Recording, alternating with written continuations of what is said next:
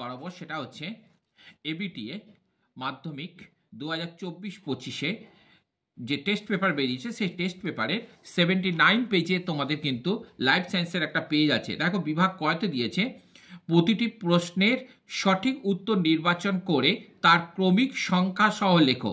তাহলে ক্রমিক সংখ্যাটাও লিখতে হবে, যদি বি এর অপশান হয় তাহলে বি লিখে তারপরে তার উত্তরটা কিন্তু তোমাকে লিখতে হবে।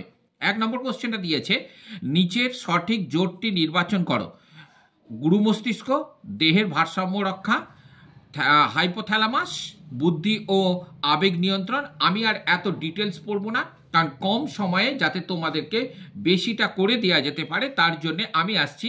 1 দাগের ডি এর অপশানটা কিন্তু হবে, 1 দাগের ডি এর অপশান। 1.2-তে হবে এর অপশান, 1.2-এতে হবে এর অপশান, আর 1.3-তে হবে সি এর অপশান। 1.3 যেটা আছে তোমরা দেখতেই পাচ্ছ 1.3, সেই 1.3-তে হবে সি এর অপশানটা কিন্তু হবে। আর 1.4 যেটা আছে 1.4-এতে কিন্তু সেটাও হবে সি এর অপশান 1.4। আর 1.5-এ তুমি দেখো বাম স্তম্ভ এবং ডান স্তম্ভ যে দুটো অপশান দিয়েছে সেটা আমি পাশাপাশি কিন্তু করে দিচ্ছি। 1.5-এ 1.5 যেটা দিয়েছে সেটা দেখো, এই যে বি এর অপশান আছে, এ 3 নম্বর হবে, বি এ 1 নম্বর হবে, আর সি এ হচ্ছে 2 নম্বর হবে। এখানে হচ্ছে বি এর অপশানটা আমার হবে। আর 1.6 যেটা আছে সেটা হচ্ছে বি হবে।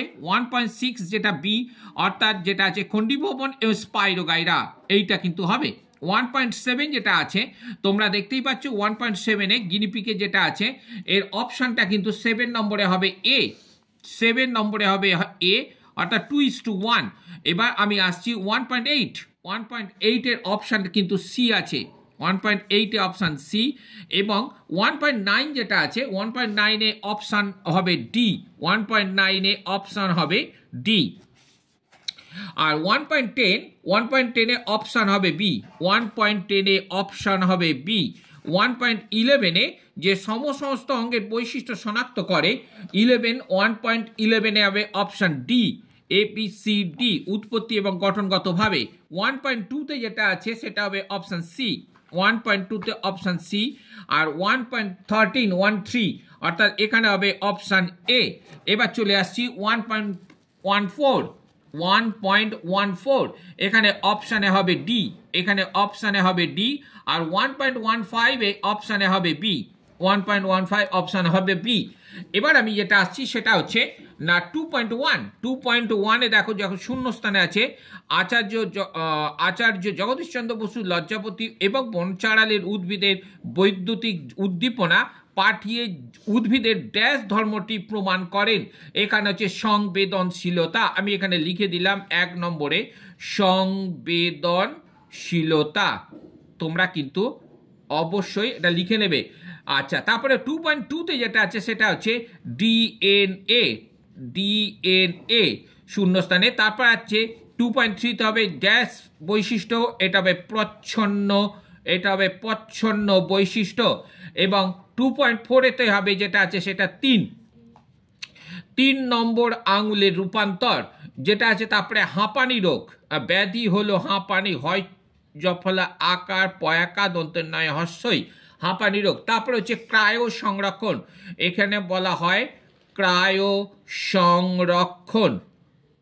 এরপর আমি এসে সত্য মিথ্যা। দেখো 2.7টা যেটা আছে সেটা কারেক্ট হবে। 2.8 যেটা আছে 2.8-এ এটা কিন্তু কাটা হবে। 2.9 যেটা আছে 2.9-এ কথাটা সত্য। 2.10 যেটা আছে সেটা হচ্ছে সত্য। 2.11 যেটা আছে সেটা হচ্ছে সত্য। আর 2.12 যেটা আছে সেটাও কিন্তু সত্য। এবারে আমরা আসছি 2.12 আমরা দিয়ে দিলাম। 2.13 যেটা আছে দেখো প্রেস বায়োপিয়া, এটা সি এর অপশানটা হবে। এখানে কিন্তু আমি দিয়ে দিলাম, এখানে লিখে দিলাম এটা সি এরটা হবে। তারপর এটা দেখো 2.14, এটা ডি এর অপশানটা হবে বৃদ্ধি কোষীয় বিভেদন দশা, এইটা হবে ডি এরটা, এইটা ডি এরটা হলো। এবং 2.15 এর অপশানটা হবে এ, 2.15 অপশানটা হবে এ। 2.16 ঘোড়ার বিবর্তন 2.16, এটা এফ এরটা হবে। এফ যেটা আছে পায়ের আঙুলের সংখ্যা হ্রাস, এবং পরে হচ্ছে জলাভূমি 2.17 যেটা ভূ গর্ভস্থ জলের পুনর্নবীকরণ, এইটা হয়ে যাবে তোমার কিন্তু বি। আর লাস্টে যেটা আছে ক্রোমোজোমকে বেমতন্তুর সঙ্গে যুক্ত করে 2. এটা আছে ই এরটা হবে, এটা হবে ই।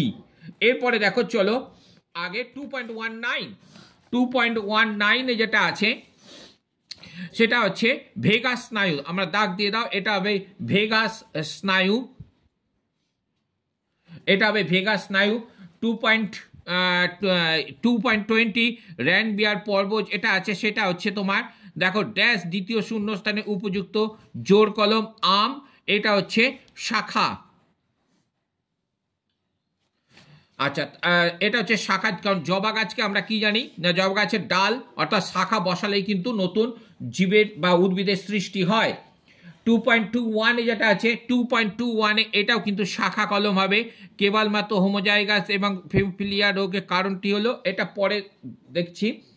2.22 এটা হচ্ছে স্বাধীন সঞ্চরণের সূত্র। 2.22 মেন্ডেলের তার দ্বিতীয় সংকরজন প্রক্রিয়া থেকে কোন সূত্র উপনীত হয়, এটা হবে স্বাধীন সঞ্চরণ, এটা হবে স্বাধীন সঞ্চরণের সূত্র, স্বাধীন সঞ্চরণের সূত্র।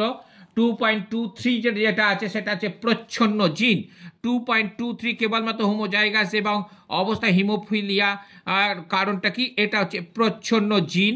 আমি এখানে 2.23টা হবে প্রচ্ছন্ন জিন। 2.24 যেটা আছে সেটা হচ্ছে অপসারী। 2.24 সমস্ত অঙ্গ কোন ধরনের বিবর্তন নির্দেশ করে, অপসারী। 2.25 যেটা আছে এই নিচে চারটি এই বিষয়ের মধ্যে তিনটি বিষয়ের একটি বিবর্তন বিষয়ের অন্তর্গত, সেই বিষয়টি খুঁজে বের করো।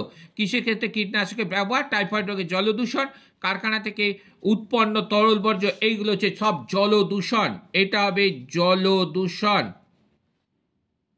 Water pollution. আর 2.18 যে দেখো স্থানীয় মানুষের বন দপ্তরের এই জঙ্গলে পুনরুদ্ধারের যে ব্যবস্থা অনুসরণ করে তার নাম কি, তার নাম হচ্ছে JFM, এটা হচ্ছে JFRM। তাহলে আমার এই হয়ে গেল। আমি পরবর্তী ভিডিওতে পরের যে পেজটা আছে সেই পেজটা আমি দিয়ে রাখছি।